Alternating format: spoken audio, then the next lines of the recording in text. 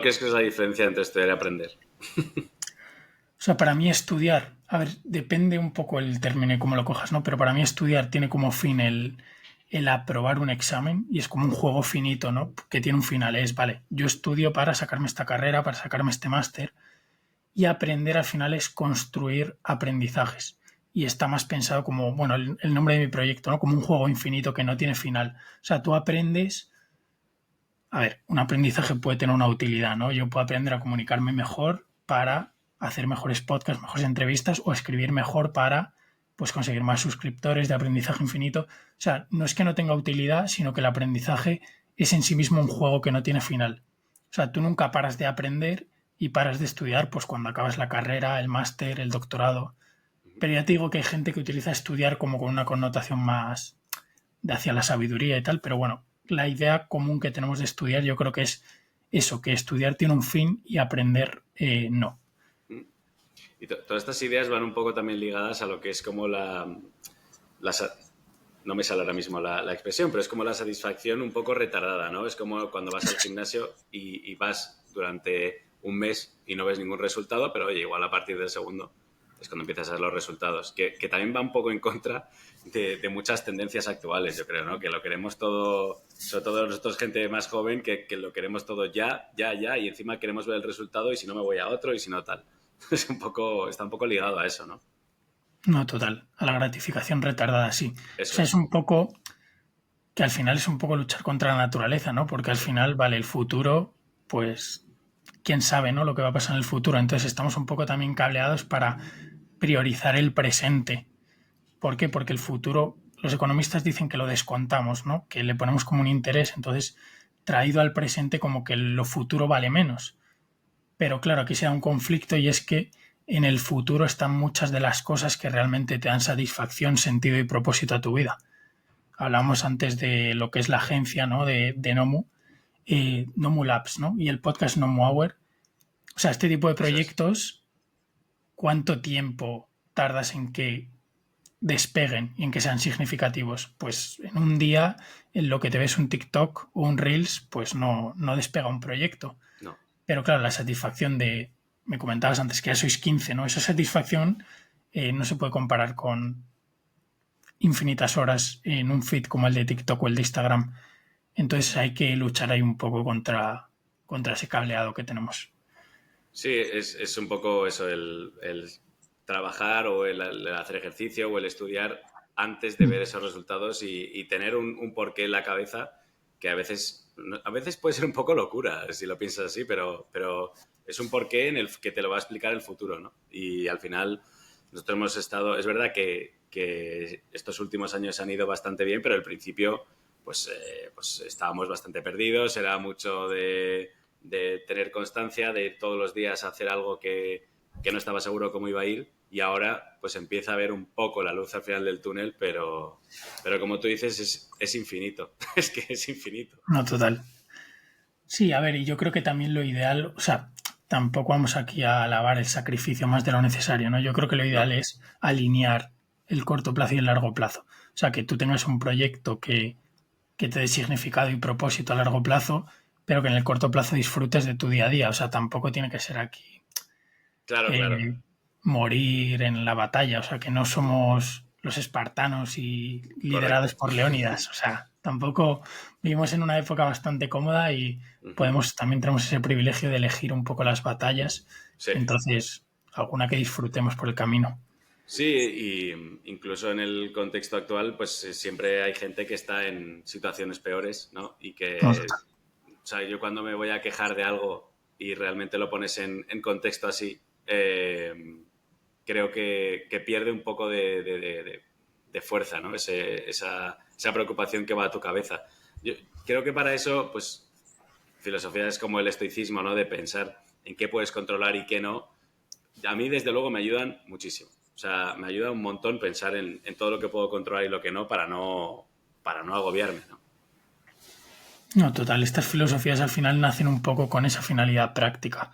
Y Uh-huh. son un poco, bueno, está el estoicismo, que es el que se ha hecho como más famoso, ¿no? Y se ha Sí. expandido en redes sociales, pero son un poco las filosofías helenísticas, que nacen un poco y en Grecia estaban mal, en guerra, tiranos, Platón se muere, no hay ídolos, los dioses, bueno, estamos aquí en guerra, no sé qué, y encuentran en diferentes corrientes de pensamiento como un poco consuelo y sobre todo herramientas prácticas para pasar el día. Y ahí estaba el estoicismo, estaba el epicureísmo, estaba el escepticismo, ¿no? Que son filosofías un poco bajadas a tierra. ¿Y por qué crees que se ha hecho? Es que es cierto, que se ha hecho súper popular el estoicismo en los últimos años. ¿Por qué crees que ha habido este boom? A ver, yo creo que porque, o sea, por varios motivos. Las redes sociales tienen sin duda parte de ese éxito del estoicismo y otra es un poco que se asocia como un poco a las figuras de éxito de la sociedad de hoy en día. O sea, el estoicismo se asocia mucho a atletas de élite, a gobernantes. Bueno, uno de los mayores exponentes del estoicismo es Marco Aurelio, ¿no? Ujú. Y yo creo que también, o sea, se ha cogido el estoicismo un poco las ideas más prácticas y se ha depurado mucho y es accesible para todos, no tienes que saber nada de filosofía para entender las ideas estoicas, son ideas que resuenan. Entonces yo creo que esa simplicidad más el que al final está asociada a figuras que admiramos y que valoramos en la sociedad de hoy en día y sumada a las redes sociales y a los millones de cuentas de emprendedor estoico, de no sé qué Sí, sí, estoico, sí. que comparten citas de Séneca que no sé de dónde las sacan, la verdad, pero pues al final eso, ese caldo de cultivo y esa mezcla yo creo que ha hecho que el estoicismo pues prolifere, ¿no? Y también que se centra mucho en el individuo. El estoicismo original quizás no tanto, pero el estoicismo actual que se divulga hoy sí que está como muy centrado en céntrate en ti mismo, dicotomía de control, ¿no? Ujú. Que yo creo que es otro éxito de un poco, va alineado con la sociedad hoy en día, que priorizamos un poco lo individual, que en Sí. otros tiempos quizás no tanto. No, es que es verdad lo que, o sea, cuando lo has dicho me vienen a la mente un montón de cuentas De de estas cuentas, sí, sí. que te aparecen o vídeos que te aparecen con hay música épica de fondo y tal, y No, hablando total. de estoicismo. Es verdad que es súper simplificado, Hmm. pero sí que me parece curioso que haya dentro de todas las ramas de la filosofía como la más popular, al menos hoy en día, es un poco esta, ¿no? Sí, o sea, se ha vuelto muy mainstream. A ver, también en Mm. nuestro entorno un poco de Twitter, de divulgación, que también vivimos Correcto. en una burbuja, pero sí, yo creo que se ha popularizado y es raro que sea tan popular. Mm. Lo que pasa es que la filosofía y la historia, yo creo que son dos temas que se explican bastante mal, al menos en el colegio. Yo la verdad que tuve la suerte de tener un abuelo que era súper, vamos, unos abuelos que eran súper cultos en estos temas y entonces me lo contaban pues de una manera que la verdad que era muy atractiva, pero en el colegio es verdad que a mí por lo menos no me llegó a enganchar tanto como lo ha hecho más adelante en la vida. No, total, eso pasa mucho. O sea, yo tuve suerte. Mira, en historia los profesores que tuve no me gustaron tanto, pero en filosofía sí que tuve una profesora muy buena, Belén, en la ESO, y yo creo que me pegó mucho. Y ese interés, luego es cierto que al final, pues me olvidé unos años de la filosofía y luego volví con el estoicismo.